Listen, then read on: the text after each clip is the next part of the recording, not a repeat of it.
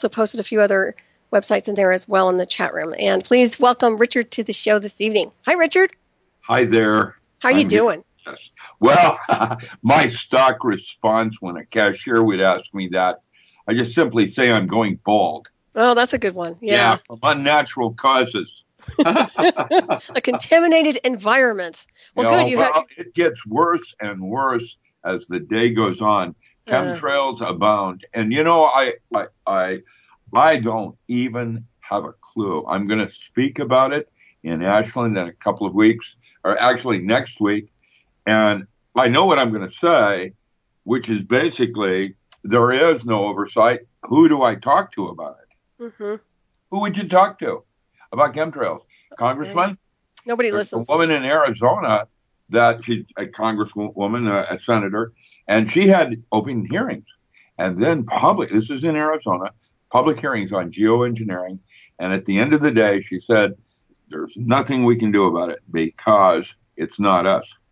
Right. How who is it then? Does that work? Does the United Nations is the New World Order? That seems to be who's doing it.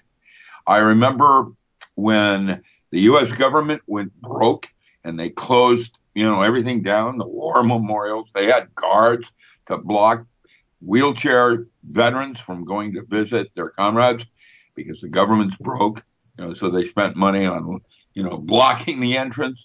And yet, at that same moment, chemtrails were still being laid down one for one. And who's paying for that? Exactly. Well, I want names. That's the bottom line. I'm tired of this crap. I don't know that. Okay. Today in Oregon, I'm just kidding. We think right now the aircraft are coming out of Portland, going down to Klamath Falls as National Guard. Mm-hmm. And it's like, who's paying the National Guard to do this? I don't know. One of the things we're going to try to do is get some whistleblowers, someone within the National Guard that actually comes out and says, yes, we're the ones doing it, and this is what we think about it. What about if we could get to the wives of the pilots that would then refuse to do this, like pulling a rifle on the public? Like in protests at Ferguson or whatever. There is a revolution going on, and everybody's got a different color on their mailbox in terms of, what kind of a citizen are you? And most of us are so ignorant of what's going on around us that we're like cattle. We're like sheep. We don't really get what's happening. And you fall into complacency in traffic, and you form what is called herd instinct. And all of us are trying to wake up and get a better sense of what our environment is actually doing, what's actually happening. And there is collateral damage because no matter what else is said about geoengineering, it's in every single buddy now. You can put a swab inside your mouth, take a Q-tip, and put it on a slide, and you can see the polymer at 600 mics. And with that, what do you think that's doing to you? Destroying the DNA, for one. I've noted I'm dehydrated more in the mornings. I have cotton mouth. I have my spit is whiter. I have often a cough, which is, lovingly called the chemtrail cough. Mm-hmm. What do you think's going on? Right. Exactly. That's a good point. I've had Russ Tanner on my show several times, and he's a real good expert in the geoengineering area. And I'll tell you, it's disgusting what's been happening. And the United States is really getting slammed with chemtrails. And actually, it isn't just the United States. Well, I know, but the Middle East isn't getting hit as hard. So go figure that one out. Yeah, the whole program has ramped up in this last year. And when I say ramped up, it is literally 10 times what it was 2 years ago. Literally. Yeah. Yep. Why? What's going on? Well, it's a war. I mean, we're dealing with a war zone right now. It's biological warfare. It's technological warfare. We've got electromagnetic pulse weapon warfare. We've got everything going on at once simultaneously. Then we've got the distraction and the clowns in D.C. who create the circus. Now all of a sudden Ebola's kind of vanished. Have you noticed how it's vanished? Yeah, well, that's because they can't play the card out any Right. further since it's not really airborne. How does Yeah. that work? Well, it's a lot of things too. It's a false Yeah. flag in a drama bubble. Yeah. Well, the whole thing is to distract us Mm-hmm. from what is and is not important and what's going on around us. Right. Actually, there is a thing called a bio API, which is the inserting of biochips on a nanometer level that do more than just track your movement. Mm-hmm. And it's kind of creepy in that my last big hurrah that I write articles for Nexus, and I just came out with one on the fullerenes and the good, the bad, and the ugly side. The Nexus article right now is on the good part of it. And the fullerenes are extremely exciting in terms of the possibility of we now have something for radiation sickness. And the reports that are coming out are incredible. They take a buckyball, put exclusion zone water inside it, and these form nanotubes, fibers, that will actually go in, isolate what we call heavy metals and ionizing radiation. And the studies that are being reproduced now in Russia from the original works were in Ukraine, they would give lethal doses of radiation to rats and then feed them fullerene water, and there would be a 95% recovery. Mm-hmm. It is revolutionary. But instead of putting exclusion zone water inside the molecule, what would happen if we put deuterium instead, or tritium? And what happened next is patents. I've got the patents that form what is called a neutron fullerene fusion bomb. And this weapon is being deployed everywhere. It's just a typical example of when you have a breakthrough like nuclear energy, and instead of using it for health, you use it for a weapon. It's both. Mm-hmm. It's like a double-edged sword. And fullerenes, in my opinion, are possibly the single most important physics development this century in terms of our understandings of nanotechnology and the constructs of a fullerene. A fullerene is basically 60 carbon atoms. There are several different sizes of them. There's a 70 fullerene, C70, C120. That means there's 120 molecules. And carbon is one of these unusual structures that will attach to itself. And you can have long strings of carbon fiber, activated charcoal, that form structures or unusual geometry on a monoatomic level. Now, what happens next is that if you have 60 of them, you can, in fact, form a ball. It looks like a soccer ball. It's called a Buckminster fullerene, and it's a buckyball. That's what a Buckminster fullerene is a buckyball, 60 molecules. Now, that's very small. That is approximately 1.4 nanometers. It's very small. And the stasis or space between the two atoms of carbon is just wide enough to allow a water molecule to be trapped inside it. And so that's where they're doing exclusion zone water, which is H3O2. Mm-hmm. Deuterium is H2O, but as an isotope. And so it's a type of heavy water. They call it heavy water because it has some extra extra atoms to, or electrons. Mm-hmm. And with that said, how they're igniting it, you can go to the website and Google in the National Ignition Facility in Livermore. And there's Arnold Schwarzenegger looking at the target. What they did is they built a 35-foot large macro buckyball simulator to simulate this nanotube that's at 10 to the minus 9 meters, 1.2 nanometers. It's really small. It's so small, there is no filter. Now, imagine putting this into the atmosphere. It is breathed in by every single person. It means it's inside each of us. And now what you have is a metaphor, is a good Captain Kirk inhabiting the body of a bad Captain Kirk in an alternate universe. And that bad Captain Kirk has a device that he can pull up, and when it picks up your picture, he pushes a button and you disappear. Cool. Now, you mean I can transport? No, you disintegrate. Oh, that's not good. Never mind. You go into a plasma, just like Building 7 at Very 9/11. interesting. Oh, but can it be used for good?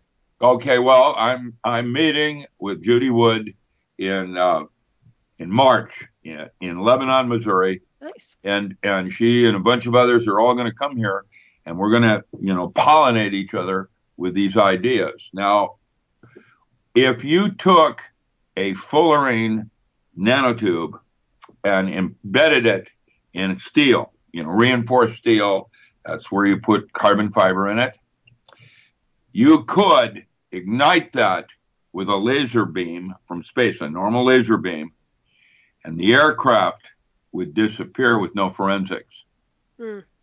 There's your physics. And it's out, this weapon, it has been used. I don't know if it's responsible for missing aircraft like, 777 and all the rest of it. However, what I do know is there is no question it was deployed in Gaza. It has been employed at the Baghdad airport. And there is all strong evidence that in 9/11, it was deployed on Building 7. When Building 7 came down, there was absolutely no debris. It all went into slag. How does that work? And the argument was, well, thermite doesn't get that hot, but the jet fuel, the spent jet fuel from the aircraft hitting the building, probably vaporized and caused the building to slag. And I have bad news for everybody in simply saying that isn't possible because jet fuel does not get that hot. There's only one thing in nature that gets hot enough to slag concrete, and that's a plasma. This is a new plasma weapon, and it is a boon for radiation sickness as a super antioxidant. And you've got all over the place now markets, people trying to sell fullerene water. I will simply say, let the buyer beware, because to actually make exclusion zone water in any volume quantity requires a specific microwave band beam. And that patent also exists. And the thing is that, as Jerry Pollack in his structured water volume would say, the actual water, all water, is made into exclusion zone water when it's been hit by a light beam. And that's the idea of how photosynthesis works. Now, what that is, just again, it's hydrogen peroxide. It's a water molecule that then became hydrogen peroxide, and then they bring in a third hydrogen atom. And this causes a very strange water called exclusion zone water that is what causes the phenomena we call surface tension. And that water, when it touches a surface of anything, changes. And it forms this boundary of what you would call surface tension. When it hits plastic, it's zero. It doesn't do anything. The light and everything causes the water to go flat and change the pH. However, if that container that the water was in was indium, that water will climb right up the wall of that metal and out over the side of it. It'll actually not be able to clean it. That water will climb the wall because of the electrostatic, or what we call weak force, and go right straight up the wall, forming what you would normally call surface tension. And that structure that does that is the exclusion zone.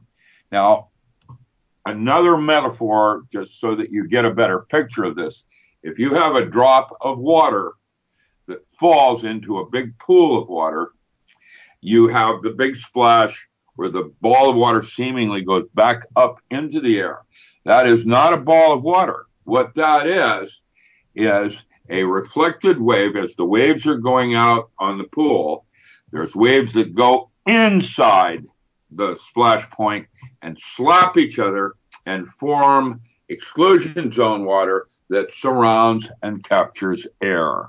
And what you have now is a process called cavitation, which you will find at the primary studies or at MIT as a sign of cold fusion. Now, basically, when you have a submarine going through the water and the propeller is turning at a vortex, it creates a series of bubbles that follow the submarine, and that's how you have a submarine signature. It's called cavitation. You can tell by the screw and the type of bubble airs that are following the screw, which is cavitation process. You can identify what kind of a sub it is and blah, blah, blah, blah, blah. Mm-hmm. Well, the same thing happens in nature. If you take a close look at the ball of air that's been trapped by exclusion zone water, the inside of that air is cavitating into a vortex. And that's where the cold fusion concept comes from, is that the air is moving in on itself like a torus twistor space. Now, this is new technology that we are only just now understanding in terms of how it relates to space and time. Mm-hmm.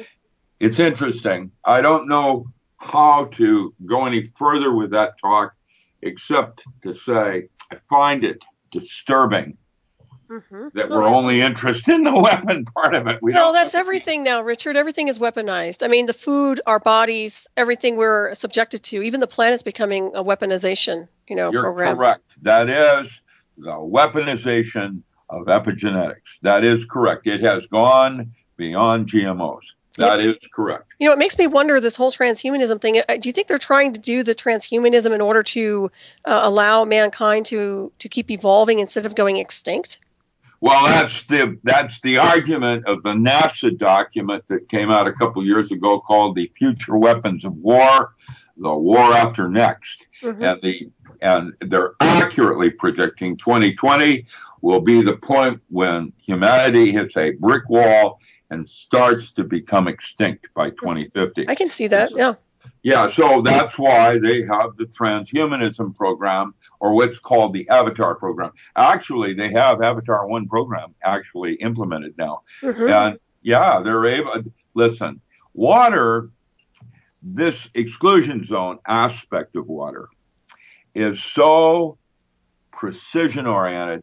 The exclusion zone is like a forbidden zone in solid state physics. When you have gallium arsenide, gallium and arsenic that would touch each other's surface, the register of what's going on between the two metals is your computer chip. And that is where we store our information. Now, that register, called the forbidden zone, is 6 orders of magnitude larger than water. Water will become our new computer. It is 1,000,000 times more precise in storing information. And it's one of the reasons why Mark, 1,000,000 times, that's 6 zeros. And that means that we have computer possibilities using water. That makes sense. It's intelligent energy. It's consciousness. Well, that is what that's a good connection. Good for you. That's what Mark Leclerc says is where God appears on earth. Mm-hmm. I agree. Yeah, totally. Well, can you explain a little bit more about the Avatar 1 program? Well, this is the idea of, like in the movie Avatar, where you have a symbiote body that has been designed to, let's say, be on Saturn with gravity and all the rest of it. There's no possible way you can go down there, so your consciousness would be inhabiting a golem. A golem is a Jewish concept where you create a life form that is lifeless, and then you inhabit it as a pair of clothing. Like animation, yeah. Okay. That's Avatar 1. That makes sense. And we're already doing that, where your consciousness then can be put inside that of a robot, and you move the robot as if it's your exoskeleton. Well, that Now makes that sense. program, that's Avatar 1. There are 4 stages in Avatar. I can, at some point, when I get distracted or something, I can go ahead and give you a picture of the 4 stages of the Avatar that you post for your group. I'll see if I can even. And how can people access your articles, by the way? What's the best way? I posted your websites in the chat room. I have not begun to post them on my website for download. Okay. And so what I'm doing is anybody that writes to me, I give you a bunch of freebies, Okay. What's your email address? Visit the store. I'll give you a comic book. What's your email address, Richard? I'm Rick at nwbotanicals.org. That's for Northwest Botanicals. That's the old business I did before I came back into this universe as a physicist. When I was working military in the middle of 1979, I woke up and saw exactly what I was doing in terms of making weapons. And I walked away and became a mountain man working with herbs and spices. And for the last 25, almost 35 years, I have been a farmer. And I have written extensively. That's why Kucinich and others call me the postman. I'm like a special, I don't know, mental. I've got an eidetic memory. And so what I do, whatever I do, I make breakthroughs, kind of like a Rudolf Steiner or something. And you're brilliant. Well, I'm not Rudolf Steiner. I'm me. You're a brilliant person, though. You can tell you're very intelligent. I was going to ask you, do you think that might have been a walk-in when you changed your whole reality and realized that something wasn't right, or what? No, I woke up. Okay. There was, I've been talking to myself since I was out of the crib. And so right off the gate, I was blessed. Most people don't even understand what I'm talking about when you talk to yourself.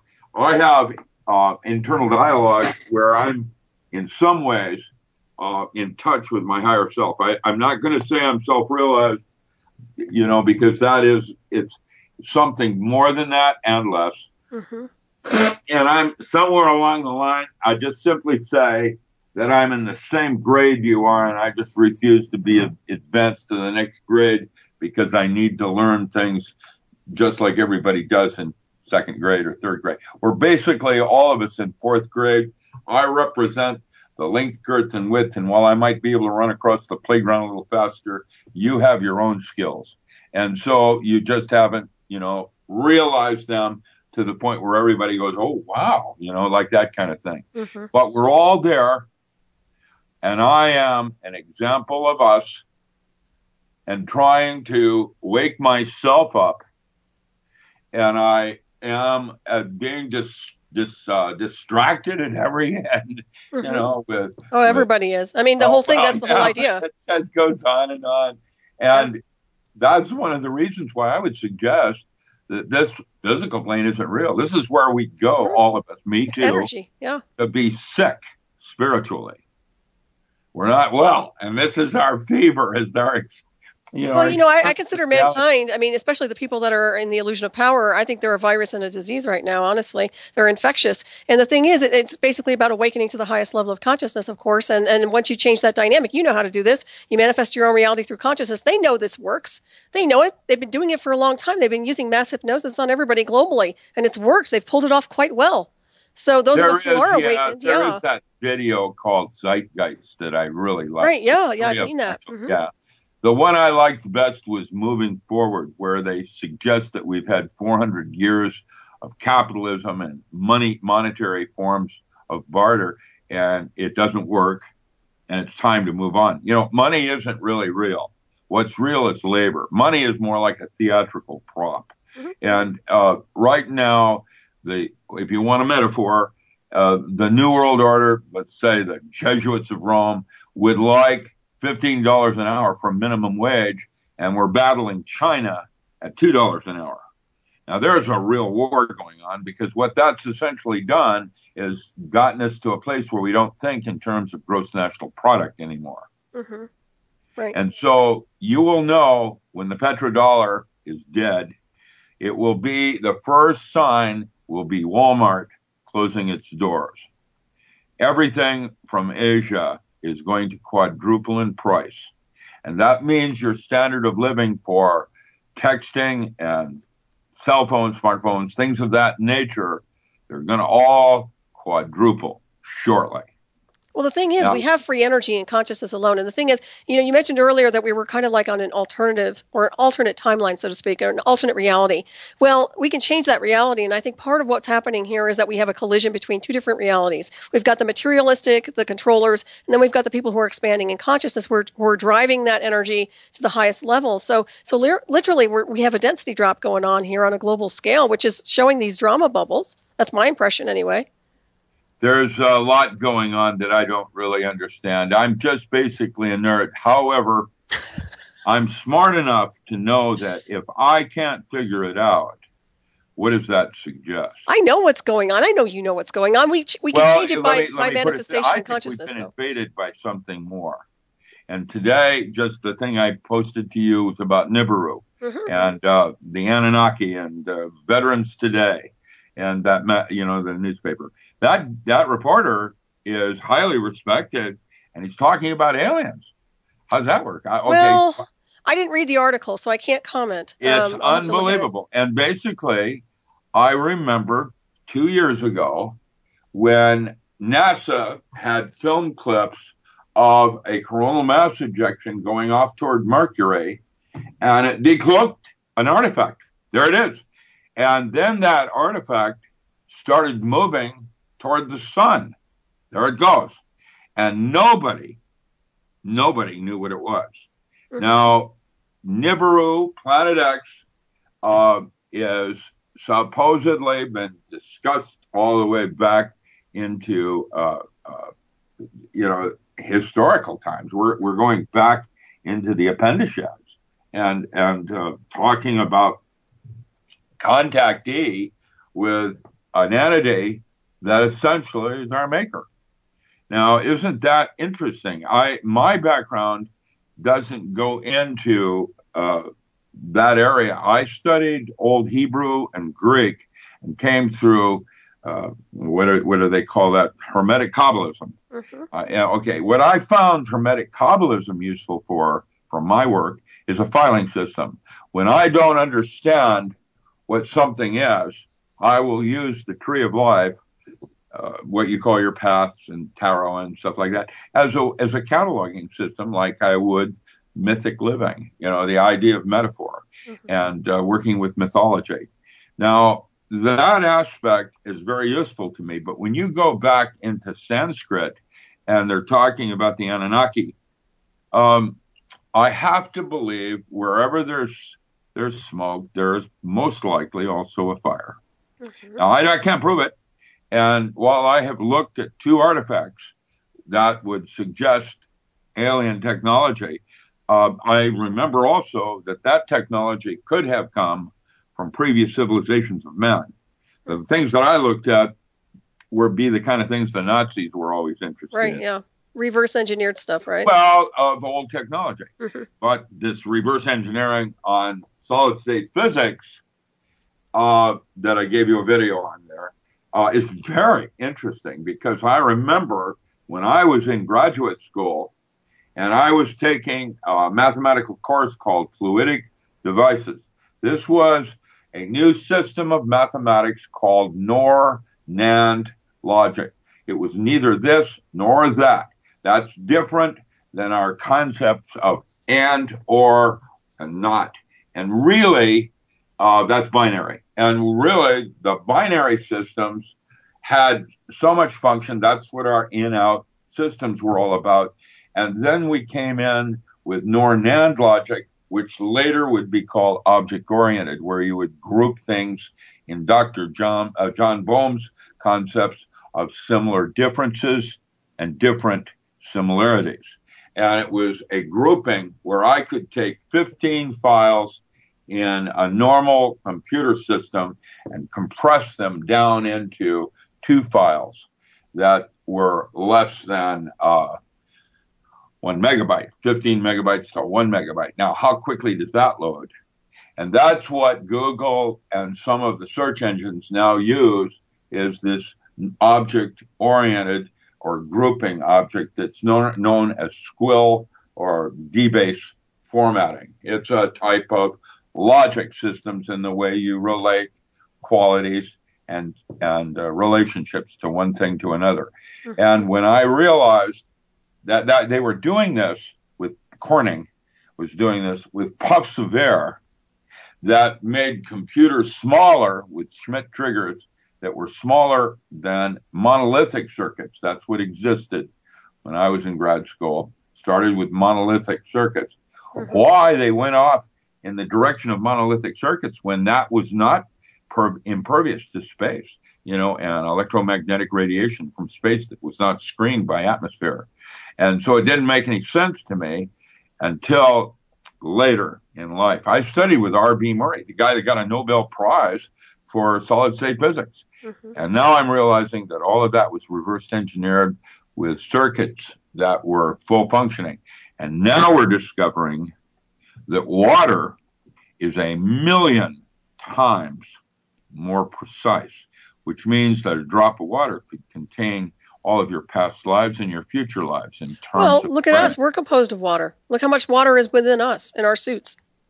So there you get it. There you go, accessing the cellular code. To wake up to the realization that something more is going on here. Well, the thing is, Richard, a lot of us who have been trained in mystical sciences know this already. So these quote-unquote mainstream sciences who are coming to terms with what's going on, I mean, we've known this for decades, for eons, for centuries. So but this one is going to allow your consciousness to exist in a drop of water. Well, we already do. I mean, your body is your consciousness. I mean, it contains consciousness. The water's the cells and the atoms, everything is combined. So now you're starting to realize how important water is. Oh, of course. And yet they say there's a water shortage. Now, riddle me this. What's the deal with that? Because there isn't. They're just trying to privatize everything. Well, they're going to try to privatize your air next. Of course. It's going to be illegal to breathe. The next document actually describes this fullerene weapon as a way to control humanity.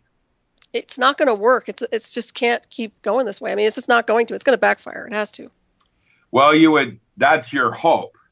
I'm more pragmatic in one sense of it, and I've got a lot of concerns. Well, I'm concerned too, but you know what? By universal law, they're violating so many things on a universal scale that it's going to backfire. That's my take anyway. That's my intuitive take. Well, that's your hope. No, I don't hope at all. I know these guys are going to wind up eating their own you-know-what, and eventually it's all going to hit them in the ass because it's going to have to. They're misusing the privilege of having access to technology, Richard. What's that? I'm not sure that it's guys doing it. Well, I believe it is. I think it's man playing God, misusing and reverse engineered technology. I don't believe it's extraterrestrials at all. I think it's mankind, personally. So how is it that the worst aspects of what we would call human are the ones that control the earth, like the I don't think they control. It's mass hypnosis, and as well as I do that mind control was huge. I mean, we brought over so many scientists from Germany who were masters of mind control and literally deployed it over not only in the U.S. but everywhere. I mean, literally, people have been under a mass hypnosis. And that's what's been happening for century after century, in my opinion. I don't believe at all that it's an extraterrestrial thing. I believe it's man misusing technology. If his vibration is not at the rate it should be when he's acquiring this technology, say it's an off-world technology, then he's going to go ahead and misuse it or become distorted and contorted. And obviously, he's not going to have that frequency that's going to be in resonance with the higher harmonics, in my opinion. I think that's what's caused the problem here. He's not pure enough in consciousness to be able to access this technology and work with it. Look at the misuse of technology with the weaponization of everything. We could be using... That's the point I'm trying to make. I know. And the thing is, we could be like the blind could see, the deaf could hear with the technology we have. I mean, seriously, we could do phenomenal things on this world with the technology we have. And they're misusing it and weaponizing it and torturing people instead. So then what would you suggest is that fourth genome blood type that has no reference to Earth? There are 4 genomes that form up our blood types, the A, B, O, and then rhesus negative, that O negative. Well, where did that come from? And so I'm going to suggest, like a metaphor, that we were invaded approximately 200,000 years ago. That's where that 4th genome showed up. And it showed up out of nowhere. There is absolutely nothing on Earth that had previous relationship to the evolvement of that genome. And so that's why man now today is called Homo sapien sapiens. It's not Homo sapien anymore. It's Homo sapien sapiens because you are a composite of 4 different genomes, one of which is called unknown. They have no idea where it came from. Now let's explore that for a second. It first appeared approximately 200,000 years ago, and that's when I believe we were manufactured into what we are currently enjoying as Homo sapiens sapiens. What made us God's favorite, this idea of choice, and that is that the war for Earth may be going on inside each of us on an archetypal level, like what Zen Gardner would suggest, that the war for Earth is extra dimensional in the battle. It's not about the physical plane anymore. Mm-hmm. And that what's important to you, Solaris? It's your family and your friends, your daughter, that your children, the idea that you are being distracted from the focus of what is where your joy is found. It is joy, and I'd like to speak about this for a minute, is actually what makes you unique from me. That's why it's a Quaker concept. It starts with happiness. The next level is bliss. And then the next level is joy. And when you reach the level of joy, what's happening now is that you are no longer working. The universe is basically cooperating with you in what is known as the flow. Mm-hmm, everything. Right. Go ahead. No, I agree with you on that. It's basically the universe will accommodate your picture of reality. That's a Ascension 101 on that one. But I agree with you on that. But I do believe it is a frequency war. We're dealing with a frequency war here on this planet. I don't necessarily believe we're fighting for the Earth. I believe it's fighting for, we're designed to ascend in consciousness. We're designed to become avatars. And there is a war against that. There is a frequency war against us evolving at the highest level of our divinity or higher consciousness. And now I believe that's mankind that's pulling us down. Mankind cannot control us if we're avatars. One of the Bibles I translated talked about 144,000 avatars. Mm-hmm. I believe now there is that means the rest are going to, I don't know what they're going to do. Now, with that said, there's actually a series of books written by Baer, B-A-E-R, called Aeon and Epoch. And basically, they pick 144,000 humans to witness the end of Earth, or the end of Mother, to witness and remember the genetics of what caused, this is a science fiction story, where aliens appear at the last days of man, and they take 144,000 of them and they bring them up into space to watch the end of the Earth as the mantle changes. And we are right now, the so-called end of days is to the science community is mostly about a pole shift. It's not going to be a nuclear war. It's not going to be a coronal mass ejection. All of these things will precede it. But what will happen when the coastline of California disappears will be an 8.4, probably from a pole shift that's actually happening right now up in Alaska. Right. And this is well known that the shift is happening. It is, at this moment, measurable in terms of weeks. It's moving slowly. There will be a flip at some moment, and that will cause great changes on the Earth's crust, as opposed to people like Edgar Cayce and others that prophesied this, right. Nostradamus. And if you want to know what the Navy's worst case scenario is, you go to Future Maps of the World or Future Maps of America, Chet Snow. That's the one the military uses. There's others. There's one by Scallion, half a dozen of other people that are predicting various Earth changes. This is the one that will be caused by a pole shift. Right, and you say that's in motion right now. I believe you on that, too. So would you say this is the priority one critical issue on Earth? And I suspect that everything else that we're subjected to from day to day is seriously just drama to distract us from what's really happening with this planet. Well, that's weather changes. The Inuit just announced that, their whole sky has changed. Now, in other words, the Earth is wobbling. In fact, that's what the Hopi called the ritual of the wobbled egg, where they were doing for all the other tribes in the Earth, the stabilization of the Earth using these special rituals, where the Earth is seen as a spinning egg that wobbles. And that wobbling is our pole shift. Now, that's a physical pole shift, probably having to do with the inner part of Earth and the guts of Earth moving around inside and rearranging themselves because of tectonic plates moving across each other, and et cetera. Yellowstone will be the least of it.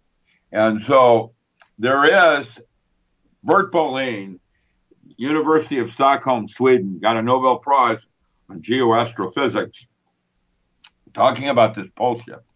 And we're overdue. We've had them in the past. There's historic records you can go into archaeology and see the changes where all of a sudden the Earth was covered by a bunch of ash from volcanic action, etc. And so we're due for that. Right. And now, isn't it that magnetic north is moving towards Siberia? Yes, that is correct. All right. So explain to me this. Just take us through a step-by-step process insofar as what are some of the signs of the pole shift that we can notice? Animals going crazy with their GPS. Birds committing suicide, fish having problems, and there's a mass death of, dolphin, that kind of thing, where it's throwing off your navigation compass. Birds have in their eyes what it's called paracoupling. It's a optical thing related to the way bandwidths move, and they can actually see electromagnetic fields where we can't. And that'll confuse them if it's changing. Now, I want to say something. Back in 2011, there was a magnetic pole shift that lasted for almost 14 hours.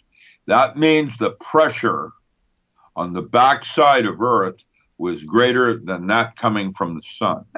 How does that work? Well, the solar system has a big bubble of protection called the heliosphere. This is a bunch of ionized charged particles that have been pushed out by the sun. It forms this big, like a cocoon around all the planets in the solar system. And what happened is our solar system was moving through a part of space where there were ionized trails called the dragon tails.